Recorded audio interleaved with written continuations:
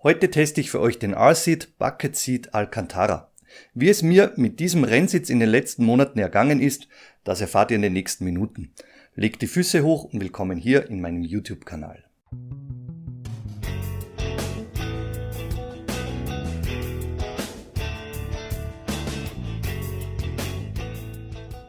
Zu Beginn wie gewohnt der Disclaimer. Der Sitz wurde vor einigen Monaten von R-Seat als Testmuster zur Verfügung gestellt.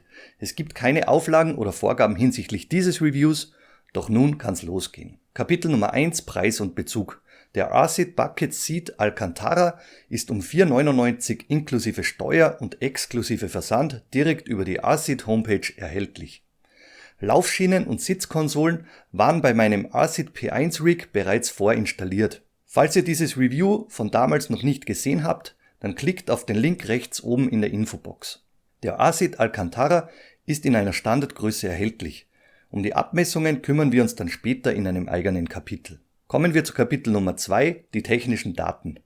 Der Sitz ist nicht FIA homologiert und somit nur für den Heimgebrauch vorgesehen. Die Sitzschale wurde aus Fiberglas gefertigt und die Aufpolsterung mit Alcantara überzogen. Der Sitz bringt 5 Gurtdurchführungen für den Gurteinsatz mit. Die Befestigungspunkte sind wie bei den gängigen Rennsitzen seitlich ausgeführt. Mit 4 Stück M8 x 25 mm Schrauben wird der Sitz mit der Sitzkonsole verschraubt. Der Sitz ist 900 mm hoch und 620 mm tief.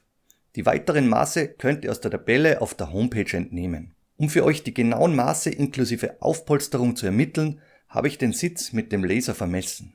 Die Sitzbreite innen beträgt im Hüftbereich um die 400 mm.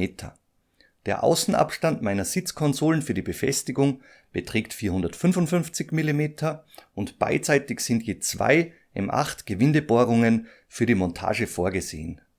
Eine unterseitige Montagemöglichkeit, die bietet der R-Seat Alcantara nicht. Machen wir weiter mit Kapitel Nummer 3, die Optik und Materialauswahl. Der Sitz ist mit echtem Alcantara überzogen und in der Mitte ist das Logo eingenäht. Ansonsten ist der Sitz unauffällig in einheitlichem Schwarz gehalten. Rückseitig ist in der Sitzschale ein Logo eingebracht. Den R-Seat Aufkleber, den habe ich selbst aufgebracht. Der Sitz wirkt optisch betrachtet sportlich und zugleich komfortabel. Das Alcantara hinterlässt einen optisch wertigen Eindruck und die Nähte sehen ebenso optisch wertig aus. Kapitel Nummer 4, die Verarbeitung und die Haptik. Der R-Seat Alcantara ist gut verarbeitet und sauber bespannt. Die Nähte sehen sauber aus und auch nach mehreren Monaten Nutzung gibt es absolut keine Auffälligkeiten. Es sind keine Falten erkennbar und im Betrieb ist der Sitz nach wie vor absolut knarzfrei. Die Gewinde sind sehr passgenau gefertigt und so kommen wir zum nächsten Kapitel, das ist Kapitel Nummer 5, die Ergonomie und das Sitzgefühl. Die Abmessungen solltet ihr vor dem Kauf studieren, da ein Probesitzen in den seltensten Fällen möglich ist. R-Seat gibt Kompatibilität für bis zu 112 cm Hüftumfang an. Mein Feedback bezieht sich auf meine Körpergröße von knapp 1,90 m und rund um die 90 kg Körpergewicht. Der R-Seat Alcantara bietet großzügige Platzverhältnisse. Ich sitze nicht eingekeilt und habe rund um die Hüfte noch einiges an Spielraum. Ebenso bleibt der Schultergürtel frei beweglich und das Sitzgefühl ist sehr luftig. Der Sitzkomfort ist eher weich und gut gepolstert ausgeführt. Die Schenkelauflage, die trägt dick auf, ist ebenso gut gepolstert und drückt nicht auf die Oberschenkel. Alles weitere sehen wir uns am besten live direkt am Rig an. Viel Spaß damit. Machen wir weiter live am Rig. Wie ihr sehen könnt, habt ihr mit dem R-Seat Alcantara im Schulterbereich bzw. im oberen Rückenbereich jede Menge Spielraumplatz. Das heißt, dieser Sitz lässt es zu, dass ihr euch im Oberkörper bewegen könnt und dies wiederum ist vonnöten, wenn ihr im Rallye-Sport unterwegs seid, wo ihr am Lenkrad eventuell kurbeln müsst, beziehungsweise wenn ihr Drift-Anwender seid. Gleichzeitig bietet euch die offen gehaltene Bauweise etwas mehr Luft. Das heißt, gerade in den heißen Sommermonaten seid ihr nicht so eingekeilt und könnt das Schwitzen etwas vermeiden bzw. minimieren. Ein weiterer wichtiger Aspekt der offen gehaltenen Bauweise ist, wenn ihr mit VR-Headsets unterwegs seid. Diesen Helm am Kopf, da könnt ihr es nicht gebrauchen, wenn ihr Sitze habt, die nach oben geschlossen mit diesen langen Ohren hier seitlich am Kopf seid. Ihr habt eine offen gehaltene Bauweise und wenn ich dieses Ding jetzt aufsetze, dann seht ihr, Bei Kopfbewegungen, bei Kopfdrehungen habt ihr hier nichts Störendes, keine störenden Ohren an den Seiten und könnt euch komplett frei bewegen und im virtuellen Auto klarerweise umgucken. In Sachen Sitzposition und Ergonomie habe ich für euch schon ein sehr ausführliches Video hochgeladen im SimRacing ABC von vor ein paar Monaten. Guckt da bei Bedarf nochmal rein. Den Link, den hänge ich wieder oben rechts mit rein. Bei Rennsitzen rate ich immer zu einer Sitzschiene. Das heißt, die Sitzschiene, dieses Ding, das ihr auch aus den serienmäßigen Fahrzeugen kennt, um euren Sitz nach vorne, nach hinten zu stellen. Das heißt, ihr zieht hier unten am Hebel, das kennt ihr aus meinen Reviews, und könnt mit dem Sitz entsprechend nach hinten sliden oder weiter nach vorne. Auch dies hat dann eben mit eurem Einsatzzweck, mit eurer Peripherie zu tun. Wollt ihr eine nähere Sitzposition, die Kraft beim Fahren mehr in Richtung Schultern verlagern, dann kommt ihr mit dem Lenkrad näher an euren Oberkörper ran und arbeitet mehr aus den Schultern raus. Wollt ihr es etwas komfortabler angehen, in einem Euro-Truck-Simulator oder bei seriennahen Fahrzeugen, dann slidet ihr etwas zurück und seid eher etwas gemütlicher über die Handgelenke und Unterarme unterwegs. In Sachen Größenempfehlung nochmal zusammengefasst: Dieser Sitz eignet sich auf jeden Fall für jeden, der jetzt etwas schmäler gebaut ist als ich, aber auch nach oben hin etwa, würde ich jetzt sagen, von den Körperabmaßen, von der Masse etwa plus 20 Kilo bis gut 110 Kilogramm, glaube ich, wirst du in diesem Sitz noch etwas komfortabler, gemütlich Platz finden, ohne dass es drückt oder quetscht an allen Seiten.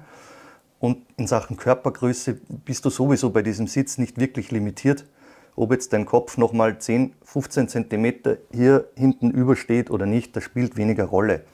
Ihr habt auch hier eine eher ausladende Schenkelauflage, das heißt an den Unterschenkeln auch genügend Platz. Die Aufpolsterung, die ist gut und dick gehalten, das heißt langstreckentauglich. Und wichtig für euch, wenn ihr mit harten Low-Cell oder Hydraulikpedalen unterwegs seid, wie ich kürzlich mit den Acetec Invicta-Pedalen, die ich euch vorgestellt habe, dann benötigt ihr eine gute Polsterung hier im Wirbelsäulenbereich.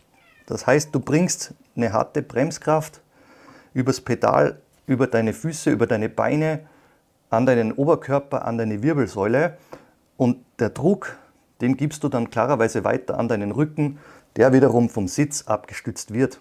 Hier wichtig für euch: Ihr benötigt eine ordentliche Polsterung der Wirbelsäule, sonst werdet ihr bei diesen harten Bremsmanövern langstreckenmäßig Probleme bekommen. Dann drückt euch ein zu harter Sitz immerzu gegen die Wirbelsäule bei den harten Bremsmanövern und dies wird auf Dauer unangenehm. Da habt ihr mit dem Asit Alcantara keine Probleme. Dieser ist etwas weicher, etwas komfortabler aufgepolstert als andere Rennsitze, die ich euch im Test bereits gezeigt habe. Das heißt, dieser Sitz grundsätzlich ist eher den komfortableren Sitzmodellen in meinem Kanal zuzuordnen. Kommen wir zu Kapitel Nummer 6, die Montage. Guck dir hierfür einige meiner Sitzreviews bzw. das ASIT P1 Review an.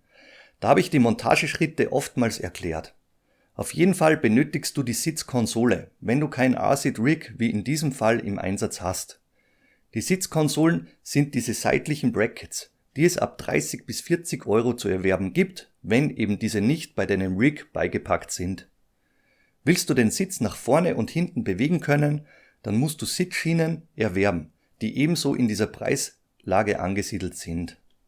Beim ASIT P1 Rig waren diese, wie bereits erwähnt, im Lieferumfang mit bei und bereits vorinstalliert. Kommen wir zum Kapitel Nummer 7, unserem Hauptkapitel, das ist der Rennstreckentest. In diesem Test ist der ASIT Alcantara mit einem ASIT P1 Rig verschraubt. Die Motion wird von SimRig SR2 bewerkstelligt.